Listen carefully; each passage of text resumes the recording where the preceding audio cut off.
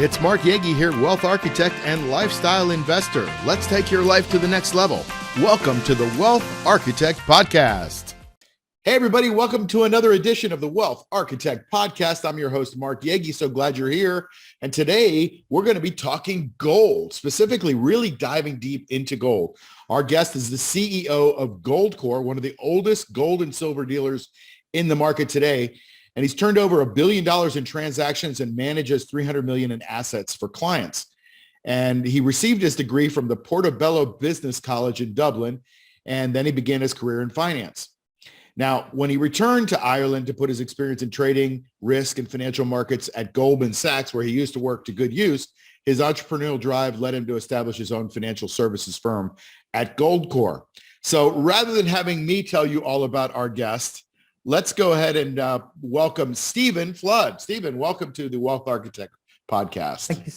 It's great to be here, Mark. Thank you so much for the wonderful introduction.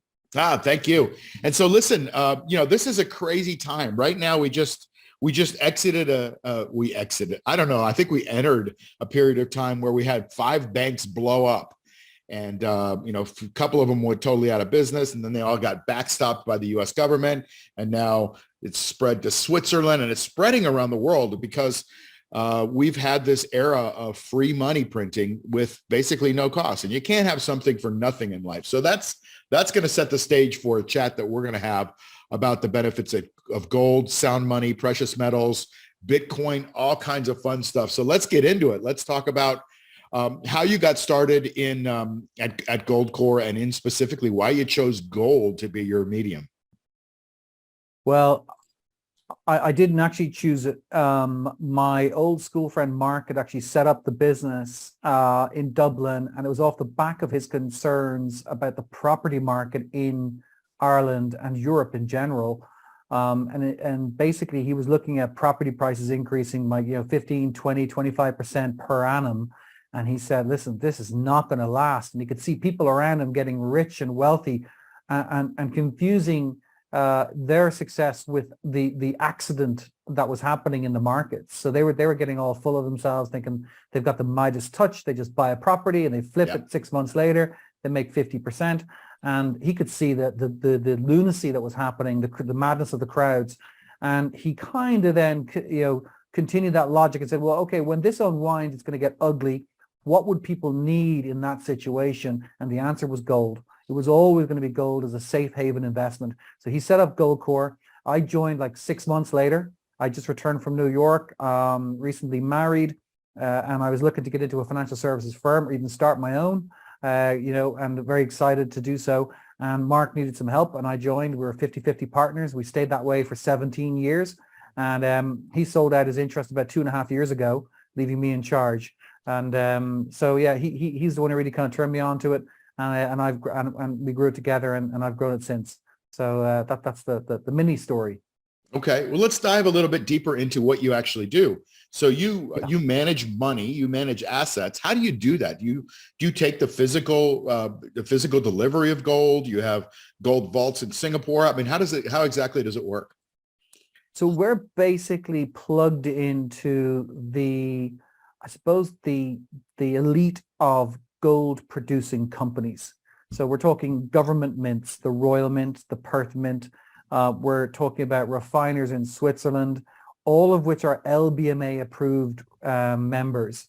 The LBMA stands for London Bullion Market Association. And it's an association that goes back quite a ways, and they control the standards of what constitutes investment grade gold. So high quality product made to high specifications and produced for investment audiences. So we only buy and sell from those companies that are LBMA approved.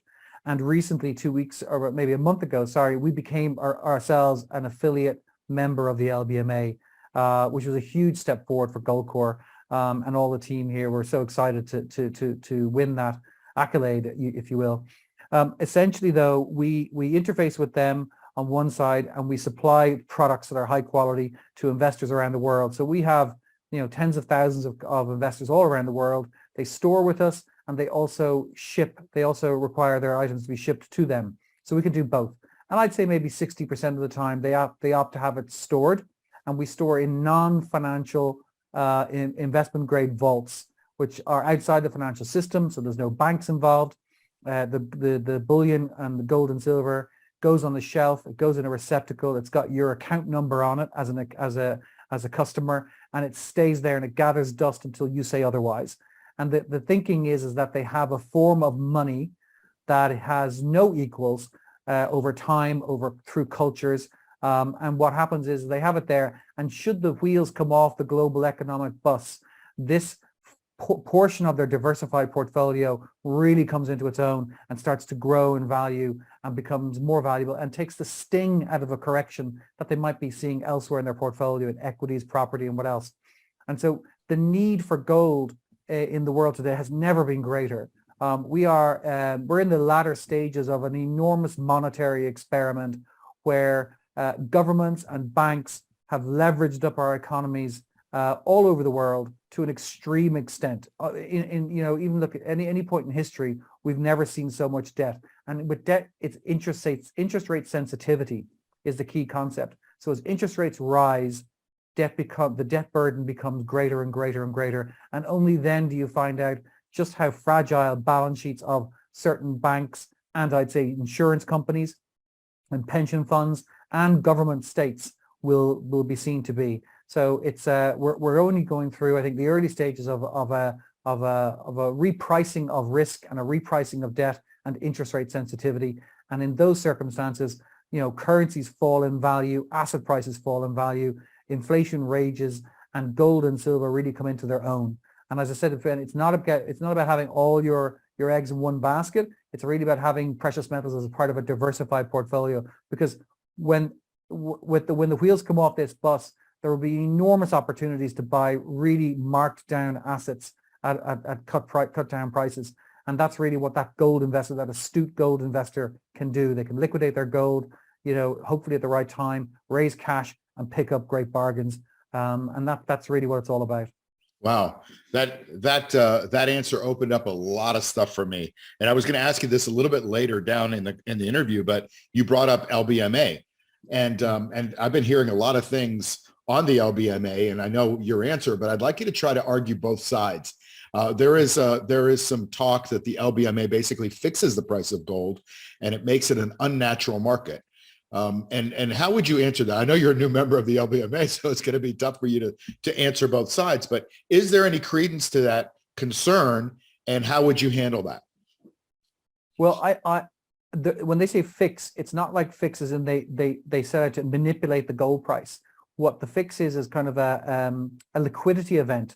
So if you have a market that's trading certain volumes throughout the day, you might find that a big buyer or a big seller can sway the market to an extent where it causes damage.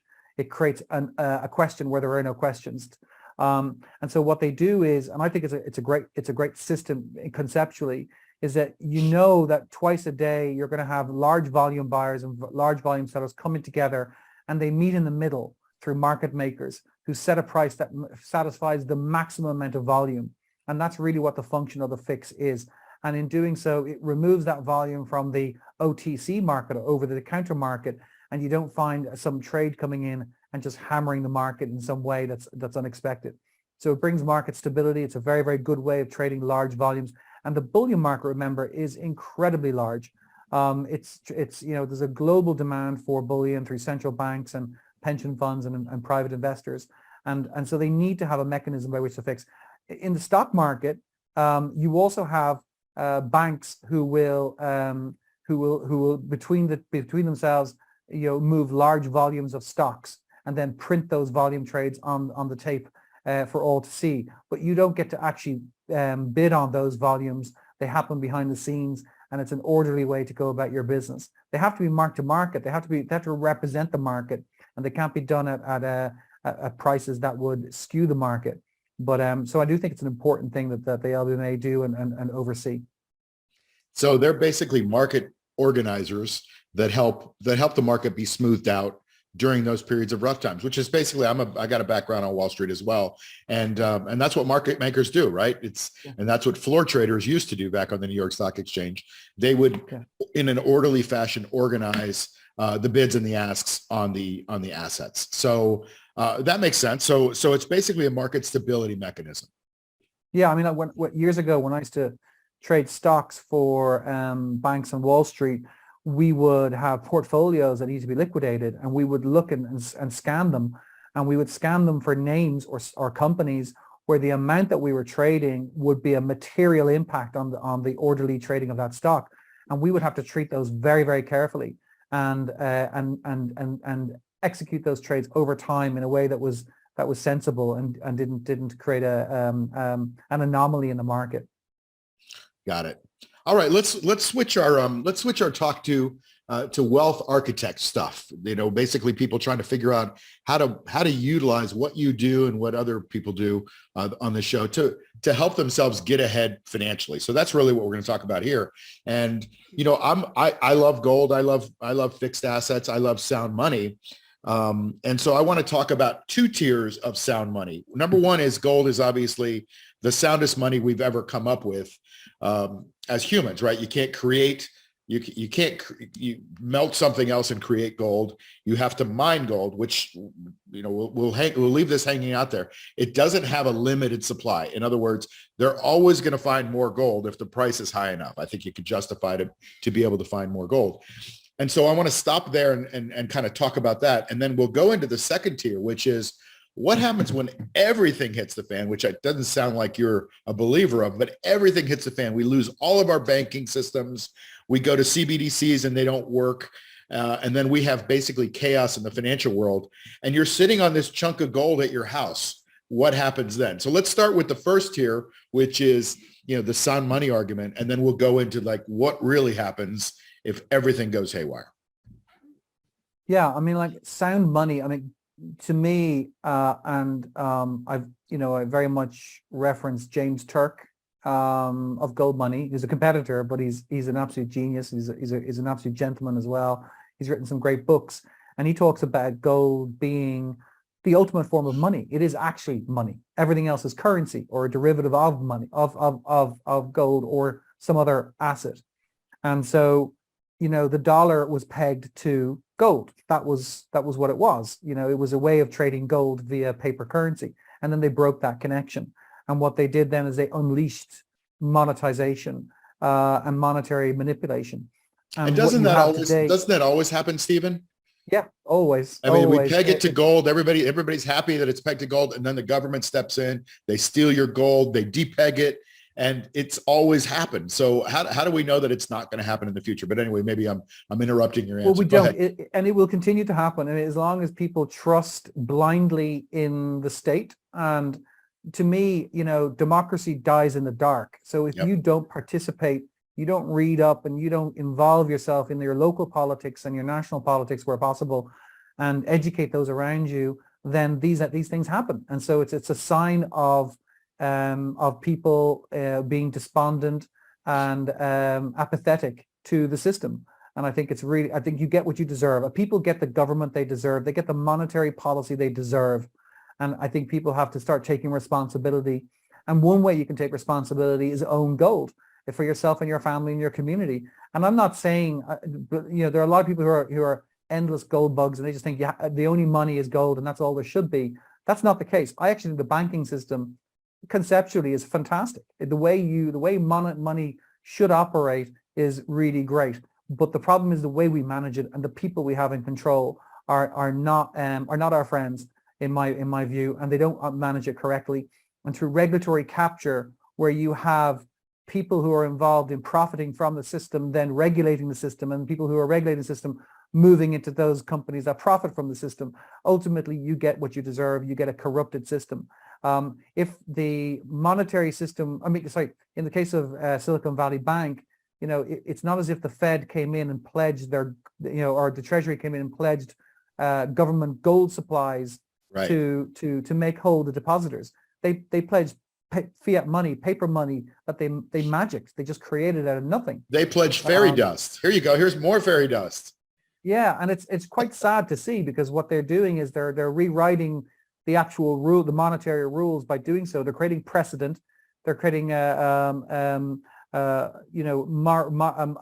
moral problem with the system, where these banks now know And investors know, you know what, it doesn't matter where I put my money and my deposits and my pension and my company money.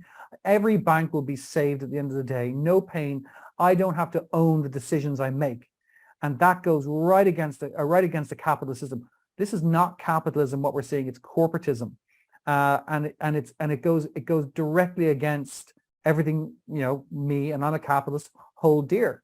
I believe in the individual and the rights of people to determine and make decisions. And if I make a bad decision, I should feel the pain. And if I put money into SVB Bank and it got wiped out because it invested those deposits in investments that lost value, then I should feel the pain. I made that choice. I didn't read the balance sheet. I didn't look at what they were doing. And so I should get it in the neck. So it's a very, very dangerous situation, what they're doing. And they're doing it not for monetary reasons or economic reasons. They're doing it for political reasons. Remember this is political reason. And it's not a blue versus red question either. Both parties would have done the exact same thing because both parties are in hock to the system, which is Wall Street. And they all depend on these funds to get into elected. I mean, so it is an unhealthy alliance, and I don't think they've done themselves favors or anyone else a favor by doing so. So on the monetary basis, what gold, and again I quote James Turk in this probably poorly, but my understanding is that if you have gold if you have a currency that's backed by gold, what you can do is if you lose faith in the system, you can then give back your paper money and take in return gold. And in doing so, you leave the system and you are voting with that action your faith in the system. And then the system starts to recorrect and it has to build trust again. And when it builds trust, you might hand in your gold and get paper money back that's backed by gold and use that in your economy, buying and selling goods and services faster. Because let's face it, fiat money is much easier to transact. You can do so much, much quicker than you could if it was physical gold. And therefore it's a good thing when it comes to transactions. But the idea of opting out of the system with gold is fantastic. And I think that's whatever CBDC currencies that they decide to bring in, and I don't think we have any choice in this matter, it's going to happen. We should have a mechanism to opt out and then reset the system ourselves through our own buying behavior. I hope that answers your question. It does, except you said the word should, and I don't think that's going to translate to will. But in fairness, I do know, and I'm not terribly read up on this, but the Europeans in the ECB, they're looking at CBDCs, and I know one of the concepts that they're discussing is how can they empower autonomy and confidentiality in smaller transactions. So it doesn't seem to be all about pure control from their perspective. I don't know if that's true or not, or if it'll ever get an airing, but it was interesting that they even discussed it as a concept. I thought that was quite good. Hey, it's Mark Yegge here to tell you about our cash flow machine trading program that's designed to teach you how to make safe, reliable income. Now, we shoot for 2 to 4% a month of income and growth in your portfolio. And we have courses to teach you how to do this yourself or inside a mastermind community. And the best part of that is it only takes about 20 minutes a week to implement. Now, while 2 to 4% a month doesn't sound like much, I show you exactly how we took my IRA from $111,000 to over $500,000 in just 19 months without huge risk. I'm not telling you this to brag, just to show you that you can do this too. So to learn more about this program, go to cashflowmachine.io. That's cashflowmachine.io, and you can learn more.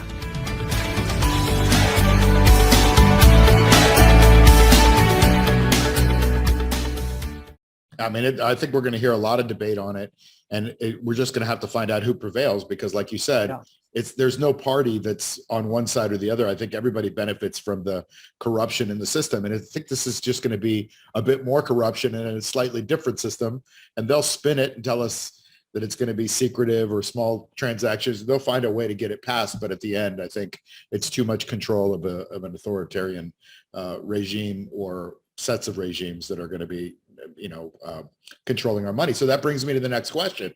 And I have a friend of mine that has millions of dollars worth of gold. He's got it stashed in different vaults around the world. He's got some in Singapore. He's got some in ETFs. And, he's a big believer in what's been happening with gold just in the last couple of years. now we're seeing, close to record highs, and we'll probably see higher as this system continues to debase. So, but what does he do if the government says, give us all your gold, like they did in the 30s? They said, give us your gold or it's a felony to possess gold. And he wants to leave. I mean, this guy's worked really hard, and he's, built up his life and his business around holding gold. And now they tell him, you can't have it anymore. What happens in that situation? And it's not a situation that's never happened. It's happened throughout history, and it certainly happened within the last 80 years in our history. What happens if he does that? Does he lose, millions of dollars worth of gold? Is there a way to protect it? Yeah, emigrate. Okay. Emigrate, move. If you think that the government that has domain over your jurisdiction is that corrupt, then you should leave as soon as possible. The key is to diversify your assets into gold. So have some, whatever that percentage is. Then to diversify where you have your gold, multiple jurisdictions, multiple locations, because you're not going to be able to keep all safe in every environment. There's always going to be some black swan happening somewhere. And don't be unrealistic about that. Don't keep yourself up at night. Just, it's really a numbers game. You might, an event might happen and something happens in the UK, and I'm not suggesting this, but something happens in the UK and they decide to rebase their currency and confiscate assets, one of which could be gold, that you might lose the value of that gold, but the gold price will go up and it will gain elsewhere where you do hold it. So you might be just, flat at the end of the day. So I would say move it around.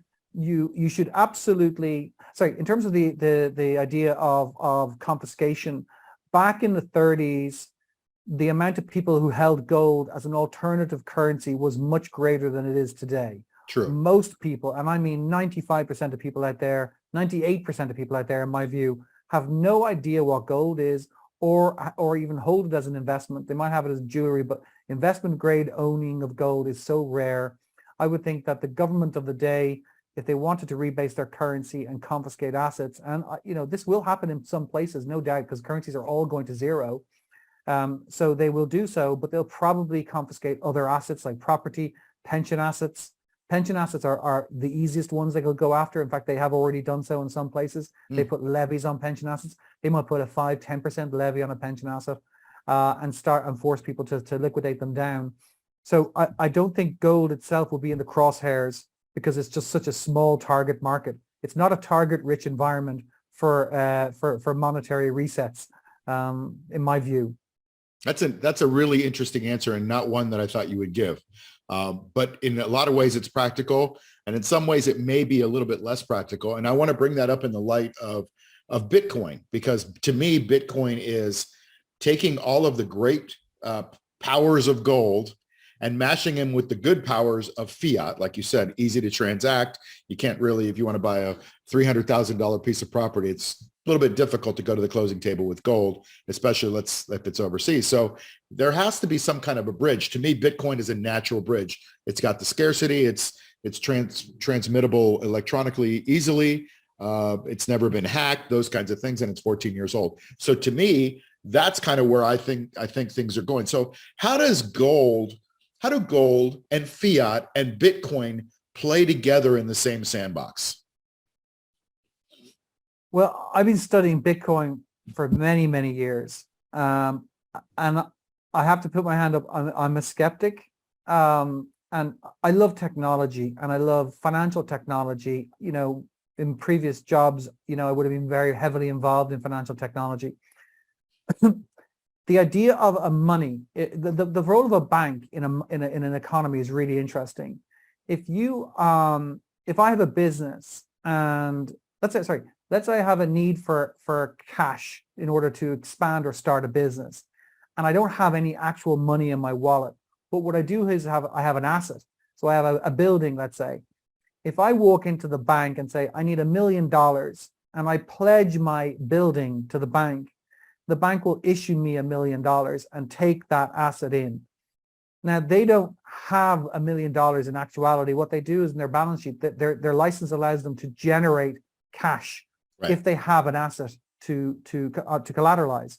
So they take an asset in, which they owe back to me, and they issue me money, which I owe back to them, and their balance sheet is flat. Okay, so they're long a building, they're short the cash, and I'm short the building and long the cash, but the cash allows me to go and buy equipment and pay people and do stuff and take a risk. And if I don't deliver back that money, they didn't take my building and I lose. They don't.